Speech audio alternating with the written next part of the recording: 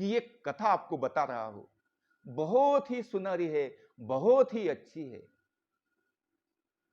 जब हम इस प्रकार सोचेंगे तो हम, जैसे श्री कृष्ण सर्वज्ञ श्री चक्र स्वामी जी कहते हैं, आचार्य योग्यता और विचारे दृढ़ता, विचार से दृढ़ता होती है। वही बात इसमें कही गई है।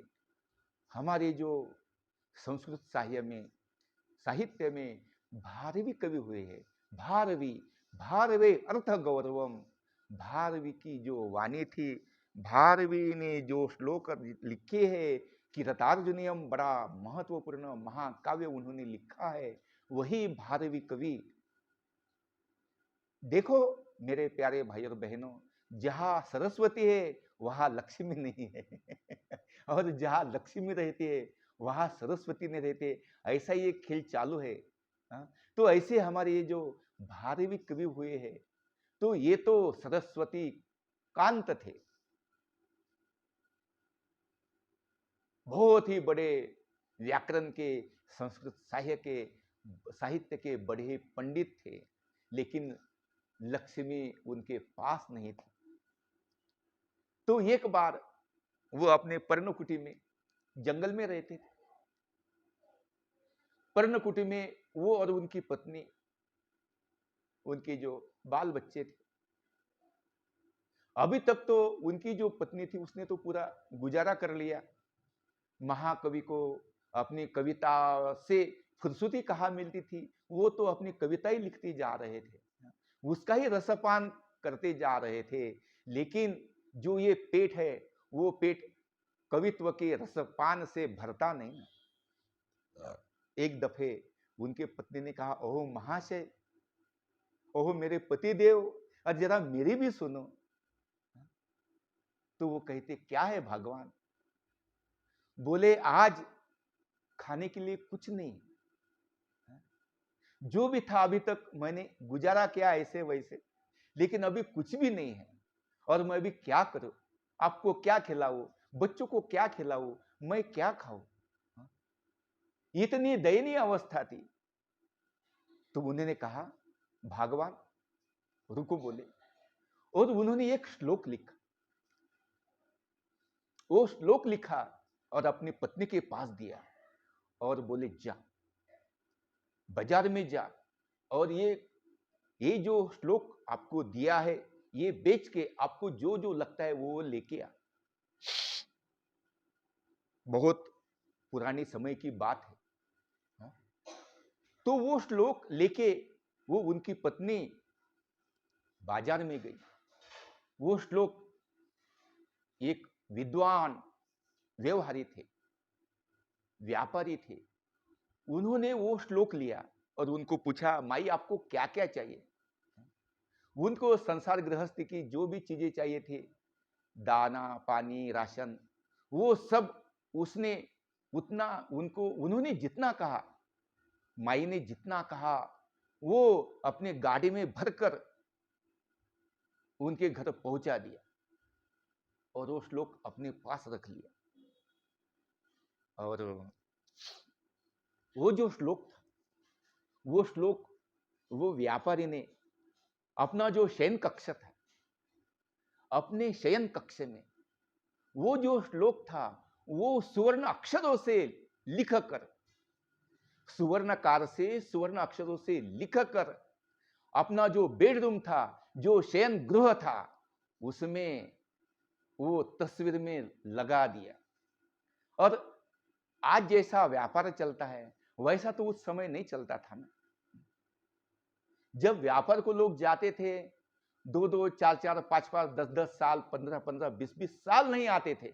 व्यापार ही करते करते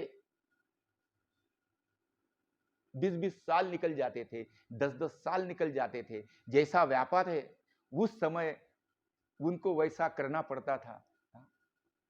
और ऐसे ही उस व्यापारी ने वो शयन गृह में वो लगा दिया और व्यापार के लिए चले गया। व्यापार के लिए चले गया, 2 साल हो गए, 5 साल हो गए, 10 साल हो गए, 20 साल हो गए। 20 साल तक वो व्यापारी व्यापार ही करते पूरे भारत में घूमता रहा। 20 साल के बाद वो अपने गांव में आया, अपने घर में आया। घर में आया, 20 साल हुए थे। तो उसने कहा, मैं तो 20 साल से घर में नहीं, मेरी पत्नी कैसी है, वो क्या करती है, उसको परखने का इससे सुअवसर कभी नहीं मिलेगा। और इसलिए वो जो चोर रास्ता था, उसको जो पता था, वो चोर रास्ते से अपने शयन कक्ष में आ गया, बेडरूम में आ। बेडरूम में आया, क्या देखता है, एक पलंग पर उसकी पत्नी सोई है और उसके पास एक आदमी सोया है। ऐसे उसको बड़ा क्रोध आ गया, और वो क्रोध आते ही उसके कमर में जो तलवार थी उसने ऐसे खींचते ही वो जो बेडरूम में जो स्वर्ण अक्षरों से लिखा हुआ श्लोक था, उस पर ऐसे झन कर हो गए, बड़ा शोर हो गया, बड़ा आवाज हो गया। और उसने पीछे देखा। पीछे देखा तो क्या देखा है, वो श्लोक लिखा था। वो श्लोक क्या था? वो श्लोक यह था, सहसा विदधित न क्रियाम म विवेक परमा पदम पदम वृणुते ही विस्मृश्य कारिणम गुण लुब्धा स्वयमेव संपन्न। सहसा यानी कोई भी कार्य करते हुए इतना झटपट निर्णय मत लो, क्योंकि आपका निर्णय गलत भी हो सकता है। उस पर विचार करो, विमर्श करो। सहसा यानी अचानक लिया हुआ निर्णय, विदधित न क्रियाम, कोई भी क्रिया इतनी सहसा यानी इतने उत्तेजित होकर नहीं करनी चाहिए। म विवेक परमा पदम पदम, अगर आपने उत्तेजित होकर कोई भी विवेक न करते हुए अगर क्रिया की तो परम आपदम पदम, आपको पग पग पर आपदा को सामना करना पड़ेगा, दुख का सामना करना पड़ेगा। इसलिए कोई कार्य अविचार पूर्वक नहीं करना चाहिए। और दूसरी जो ओल थी वो ये थी, वृणुते ही विस्मृश्य कारिणम, वृणुते ही विस्मृश्य कारिणम गुण लुब्ध्वा स्वयमेव संपद।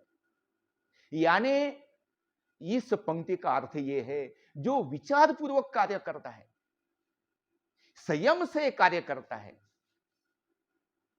उसके ही गले में वो जो लक्ष्मी है वो अपनी माला डालती है, उसको ही लक्ष्मी कांत करती है, उसको ही माला माल करती है। गुण लुब्धा, वो तो गुण की लुब्धा है। कौन? लक्ष्मी। ये उसके गुण है ना, संयम है, शांति है, धैर्य है, पराक्रम है। और ये जहां है वहां लक्ष्मी है।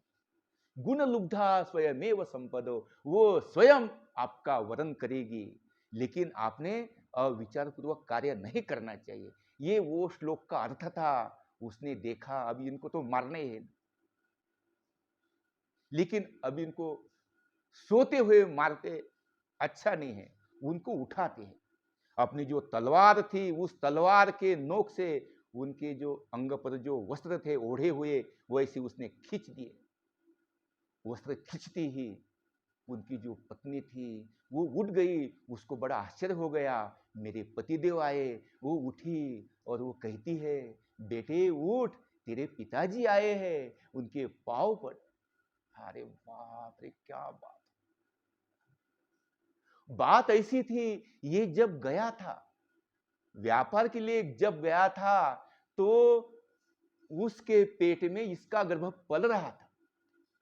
व्यापारी का गर्भ उसके पत्नी के पेट में पल रहा था, लेकिन तब ऐसी कोई सोई नहीं थी, सुविधा नहीं थी कि कोई बता सके। तो इस वजह से उसको भी पता नहीं था, इसको भी पता नहीं था ये कब आने वाला है, उसको पता नहीं था मुझे पुत्र हुआ है। लेकिन जो वो उठी और उसके पाँव पड़े और बच्चों को कहते, बेटा उठ जा, तेरे पिताजी आए हैं, उनके पाँव छू, उनसे आशीर्वाद ले। तब उसने जो वो तलवार ली थी, वो तलवार उसके हाथ से छूट गई। आंखों में बड़े आंसू आ गए पश्चाताप के, देखो मैं क्या करने जा रहा था। हाँ, लेकिन एक श्लोक ने मुझे बचा दिया और विचार करने के लिए विवश कर दिया। और ऐसा जब विचार किया, ने तो क्या फायदा, इतना पैसे कमा कर आया हो 20 साल से, उसके पहले उसने व्यापार किया, किस लिए किया था? बच्चों के लिए किया था, अपने कुल दीपक के लिए किया था, अपने खानदान के लिए किया था। और आज वो अपने खानदान का ही चिराग बुझाने जा रहा था, लेकिन उस श्लोक ने उसको बचा दिया। वो ऐसा भारवी का वो श्लोक था, सहसा विदधित न क्रियाम अविवेक परमा पदम पदम वृणोते ही विस्मृश्य कारिणम गुण लुब्ध्वा स्वयमेव संपद। वो गुण से मोहित हुई जो लक्ष्य में है, वो आपके गले में स्वयं वरेगी, यानी वो स्वयं आपके पास आएगी। आपको उसके पीछे भागने की जरूरत नहीं, वही आपके पीछे पता पूछते पूछते आएंगे। जब आपके पास धैर्य है, पराक्रम है, शांति है, संयम है, तो वो आएगी ही। ऐसा उस श्लोक का अर्थ था। और इस प्रकार भारवी ने वो श्लोक दिया था। और उस श्लोक का वो मूल्य उसने आज उसको मिला था कि वो क्या श्लोक था। तो ऐसे ही मेरे प्यारे भाइयों बहनों, ऐसी ही नीति कथा सुनने के लिए, ऐसी ही चरित्र सुनने के लिए, श्रीमद् भागवत सुनने के लिए, आरती सुनने के लिए, भजन सुनने के लिए, पारायण सुनने के लिए, पठन करने के लिए हमसे आप संपर्क कर सकते हैं। हमारा नंबर है, वो अभी इस पर दिया है, 77 670 57 435। इससे आप संपर्क साधकर श्रीमद् भागवत, श्री कृष्ण कथा, श्री दत्तात्रेय प्रभु कथा, श्री चक्रपाणी प्रभु कथा, श्री गोविंद प्रभु कथा, सर्वज्ञ श्री चक्र स्वामी जी की कथा सुनाने के लिए हमसे संपर्क कर सकते हैं। मैं आपका परमार्थ सेवक इस प्रकार आपको बताते हुए आप सभी से विदा लेता हूं। जय श्री कृष्ण, जय श्री चक्र स्वामी, दंडवत प्रणाम।